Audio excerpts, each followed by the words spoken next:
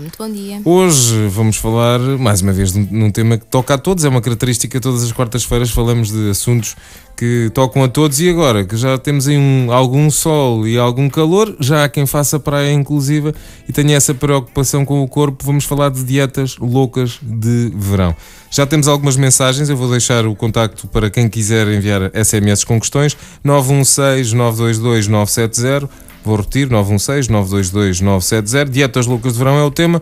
Doutora, uma pequena introdução, até porque temos muitas mensagens. Já temos realmente algumas SMS para responder, porque é um tema que no fundo interessa a todos. E lá está, como o calor já começou e veio repentinamente, digamos assim, há muitas pessoas que não estavam à espera que já estivesse este tempo tão quente e realmente já com tempo de praia, e então acabam por ser surpreendidas, digamos assim, e acabam por ter que recorrer a dietas muito rápidas para ficar em forma. E é sobre isso que pretendemos falar aqui um bocadinho, sobre essas dietas loucas, porque realmente as pessoas pretendem perder peso muito rápido e acabam por recorrer a dietas que não são de todas as mais saudáveis, porque a perda de peso deve ser lenta e, portanto, ao ter essa pressa em perder peso, acabam por recorrer a dietas muito restritivas e que não são minimamente saudáveis. De qualquer das formas, vem o mês de Abril, em Abril águas mil, esperamos nós que venha chuva, até porque o país está a precisar, e depois as pessoas abandonam durante o período de chuva essas dietas loucas. Vamos às mensagens. Sim. Começamos pela primeira. Estou a fazer duas dietas ao mesmo tempo, mas não vejo resultados. A da sopa e a do limão. Estas chegam para perder 11 quilos ou devo fazer outras? Alexandra do Cartacho. Sopa e limão são tipos de dietas? Exatamente, é mesmo sobre isso que pretendemos falar hoje, porque existem imensas dietas desse género. Portanto, a dieta da sopa, daquilo que eu sei, é uma dieta à base de sopa, portanto a pessoa praticamente só come sopa durante o tempo de dieta, digamos assim. A dieta do limão já inclui muitos limões, digamos assim, muito sumo de limão durante vários dias também. Aqui a questão, e é isso que eu queria falar, esse tipo de dietas não são de todo saudáveis, ou seja, aquilo que acontece é que há uma restrição calórica e uma restrição de determinados grupos de alimentos que não é de todo saudável, ou seja, mesmo que a pessoa consiga perder peso, a tendência é para que assim que termine essas dietas, voltar a recuperar os quilos que perdeu. Para além disso, é bem provável que haja um desequilíbrio nutricional. Exatamente, há carências que surgem, principalmente a nível de anemias, a nível de depressões, porque lá está, não são dietas saudáveis, são dietas demasiado restritivas e muitas vezes não são acompanhadas, são dietas que as pessoas veem ou nas revistas ou na internet sem qualquer tipo de acompanhamento, e depois surgem as carências, principalmente a nível de anemias e depressões, porque realmente não são de todo equilibradas. Não são aconselhadas, então? Não são aconselhadas, principalmente se forem sem acompanhamento. Ou seja, quando a pessoa realmente pretende fazer uma dieta mais restritiva, porque tem alguma pressa em perder peso, as coisas têm que ser bem feitas e com muito acompanhamento de forma pontual e correta, e essa dieta deve ser pontual, ou seja, algo mais restritivo só deve ser feito durante um curto espaço de tempo, mas sempre com acompanhamento, não uma dieta que se lê numa revista ou que a amiga ou a vizinha fez, porque pode correr muito mal. E que dieta é essa do limão? Não... A dieta dos Estou curioso. Há muitos tipos. Aquelas que eu conheço é a inclusão de sumo de limão ao longo do dia. E de dia para dia vai-se aumentando o número de limões que se inclui no sumo. Não sei se é essa a que a nossa ouvinte se refere, porque há vários tipos, mas a que eu conheço é essa. Portanto, vai-se aumentando o número de limões que se coloca na água ao longo dos dias para fazer uma desintoxicação. O objetivo é fazer uma desintoxicação do organismo.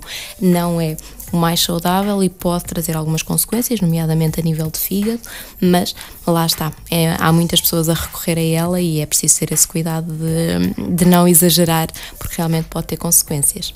Mais uma SMS, falaram-me na dieta mediterrânica e na internet não consegui perceber muito bem o que é. Pode explicar? Gosto muito da doutora Sandra, parabéns pelo programa, ajuda muito. Alice do Carregado. Muito obrigada, Alice. Aqui a questão da dieta mediterrânica não é propriamente uma dieta, ou seja, não é uma dieta de perda de peso. É um hábito alimentar. Exatamente, é uma alimentação saudável, que é característica dos países mediterrâneos e que consiste basicamente em incluir muito peixe e muito azeite na alimentação, ou seja, a gordura base é sempre o azeite e não outro tipo de gorduras, e incluir mais peixe do que carne, e portanto a dieta base a nível de dieta mediterrânica será por aí. E normalmente a questão é incluir também muitos legumes, muita sopa, e a dieta será por aí, mas não é uma dieta específica para perda de peso, é um padrão alimentar característico dos países mediterrâneos que infelizmente se está a perder porque é muito saudável e então não se deveria isto perder. significa que o hábito alimentar cultural de Portugal, na sua essência, é saudável? É muito saudável, sem dúvida. Infelizmente está-se a perder um bocadinho esse hábito, mas cada vez mais há estudos que relacionam a dieta mediterrânica, ou seja, este padrão alimentar de muito peixe, muita sopa, legumes e a parte do azeite principalmente, com uma alimentação saudável e equilibrada e que protege a nível de saúde. Ora, esta é uma informação importante, até porque muitos de nós achamos, ou pelo menos passaram-nos uma mensagem pelos vistos errada, de que em Portugal os hábitos alimentares portugueses, que já vêm de há muito tempo, há muitas décadas atrás, eram errados. Aqui ficamos a perceber que não. Dieta mediterrânica, um hábito cultural alimentar português e do sul da Europa, que é saudável. Bastante saudável, sim. Mais uma questão: gastei muito dinheiro na Herbalife, tenho que fazer referência à marca, para além de ter muita fome, ainda não perdi peso. Já lá vai um mês e continua tudo igual. O que devo fazer? Como posso ser consultada pela doutora Sandra Almeida? É a questão da Rosa Carvalho de Óbidos. A questão dessa marca e de outras semelhantes, porque aqui a questão não será, portanto, a marca, mas o tipo de dieta. Portanto, é um tipo de dieta em que há substituição de refeições, ou seja, a pessoa não come a comida normal, digamos assim, há uma substituição da comida por suplementos que normalmente são à base de proteínas. A questão a esse nível é que realmente é uma dieta hiperproteica por norma, ou seja, há um excesso de proteínas e uma carência a nível de hidratos de carbono, que são os açúcares, digamos assim, que existem principalmente a nível de massa, arroz, batata, etc. A questão com essas dietas, por norma, provocam efetivamente perda de peso, mas depois lá está, como não há uma reeducação alimentar, porque é à base de substitutos de refeição, muitas vezes a pessoa volta a aumentar o peso. Se não está a perder peso, muito provavelmente não é de toda a dieta aconselhada nesse caso, porque se não está a ter resultados é porque não é a mais aconselhada para o organismo da nossa ouvinte. Mais uma questão: qual a melhor dieta para perder 9 quilos até junho? Isto é assim tão simples? Até junho ainda temos algum tempo, portanto é perfeitamente possível. A nível de melhor dieta, isso é algo que não existe, ou seja, cada dieta deve ser personalizada, cada caso é um caso, cada organismo é um organismo, portanto as coisas devem ser sempre personalizadas e é isso que temos que ter em conta. Aquilo que funciona com a amiga ou com a vizinha pode perfeitamente não funcionar connosco, porque cada caso é um caso. Muitas vezes há pessoas que têm mais retenção de líquidos do que massa gorda, há pessoas que têm muita massa gorda acumulada em determinada zona do corpo, depois é muito variável de cada organismo, as necessidades calóricas são diferentes, portanto a dieta tem que ser sempre personalizada a cada caso.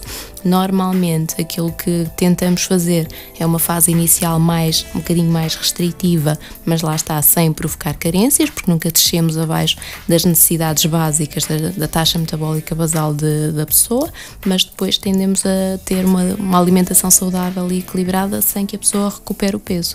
Deixe-me só acrescentar que esta questão veio da Clarice de Arroquelas. Seguimos para uma outra questão. A minha filha tem 14 anos, pesa 42 quilos e faz dieta não comendo quase nada. Estou muito preocupada, mas preciso de saber se para esta idade é normal.